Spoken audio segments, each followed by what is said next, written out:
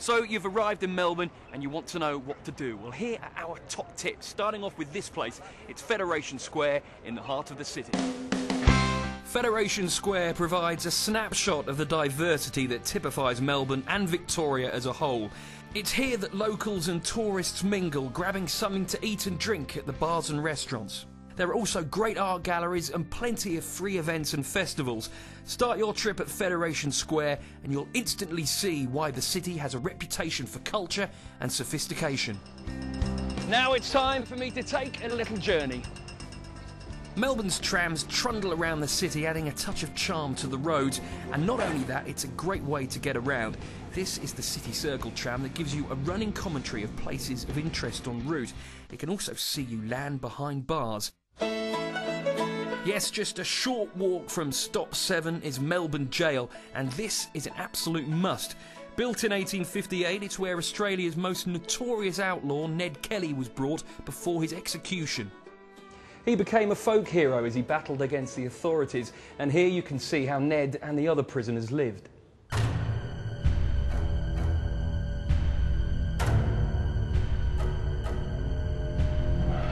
Now, whilst me and my cellmate here try to launch a successful prison break, here's something altogether more suave. Yes, one of the best things to do in Melbourne is to take a tour of the laneways and arcades, where you can happily get lost for hours in the maze of bars, cafes, street art and boutiques.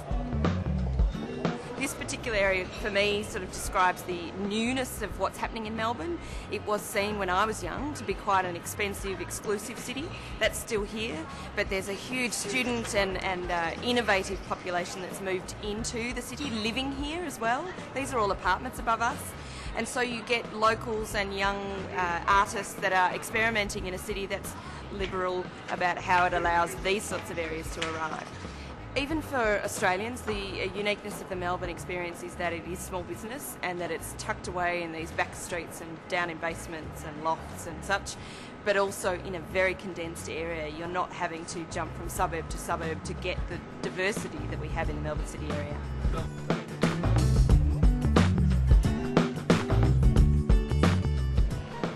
Fiona, with so many lanes, you must be constantly discovering new places. I'm certainly always finding new spots in the city in these laneways, but it's also the new innovative people that are doing handmade stuff, making use of vintage product, and they're also hidden, which is always very exciting. Yeah. Now, after a day's shopping, I feel like a coffee and a chill out by the beach, and I've got a great way of getting there. The Harley Davidson Tour of Melbourne lets you see the sights as you cruise on this awesome American legend. And it really is an absolute blast. Come on, Rick, put your foot down. One of the things that we find is that a lot of people can't imagine themselves actually getting on the back of a motorcycle. And it's not until they've actually been on the back of a bike that they realise that they should have done this years ago. Because when they get on the bike, they realise it's completely safe, they realise they can't fall off, and they realise that it's something that all their friends have been telling them, but now they understand. A Harley Davidson ride is like walking at high speed, and we take people around the city and they actually see more in a one hour with us than they would in three to 4 days walking the same distance. People just don't realise how much more you can see from the back of a Harley Davidson compared to, say, going in a boring bus or in a taxi or something like that. I just can't imagine why somebody would want to do that.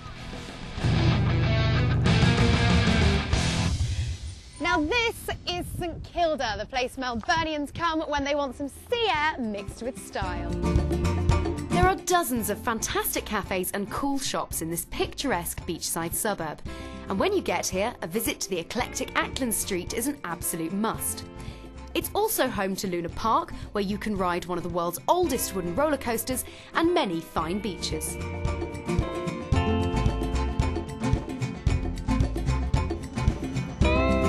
A trip to St Kilda is a real treat. You can shop for treasures in the Sunday market or even rollerblade along the seafront. Whatever floats your boat, there's bound to be something for you. If you're a sports fan, Melbourne will seem like heaven. Not only is it home to the Australian Tennis Open, the Formula 1 Grand Prix and the Melbourne Cup, it's also home to this place, the Melbourne Cricket Ground, or the MCG. The G, as the locals call it, sums up why Melbourne is Australia's sporting capital. It plays host to Melbourne's #1 sporting passion, Aussie rules football, and it's also the traditional home of the Boxing Day Test match, where every 4 years you can see England get beaten in the Ashes. Visitors can take a tour of the MCG, and as well as seeing sporting memorabilia, you can also imagine what it would be like to be a world-class sportsman. Well, our tour runs for an hour and a quarter. We take people to the two places they really want to go, which is out onto the ground and into the space where we are now, which is the long room. But in conjunction with that, we tour through the dressing rooms, we tour through the players' viewing rooms. We have at the moment the Melbourne Cricket Club Museum, which has some absolutely beautiful pieces in it associated with the club and its history. It's almost endless when you start to look through the lists of sports that have been played here, but in the main it's Australian rules football and of course cricket. Now, not many people know this, but I was once offered the chance to captain the England cricket team. Let's see if I've still got the magic.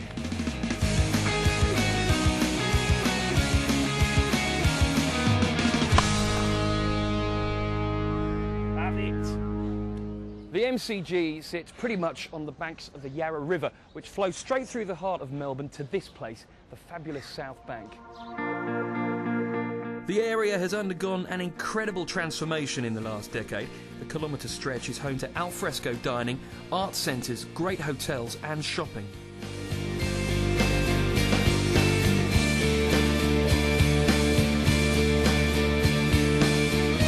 But if you want to get a really good view of the South Bank and Melbourne, it's worth getting some altitude. The Eureka Tower is the tallest building in the Southern Hemisphere, and this is the observation deck, 285 metres up. We're currently standing at the moment at 285 metres, which is the highest vantage point currently in the Southern Hemisphere. We have the quickest lifts in the Southern Hemisphere at 37 seconds, 9 metres a second. Your ears do pop twice, sometimes 3 times.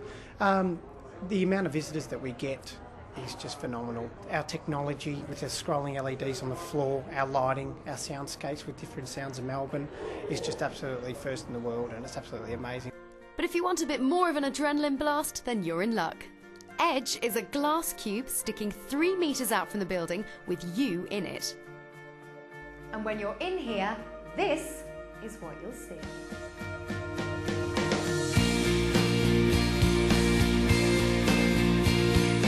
Wow, well, this is plenty high enough for me, but if you have a real love of the clouds, you're in luck.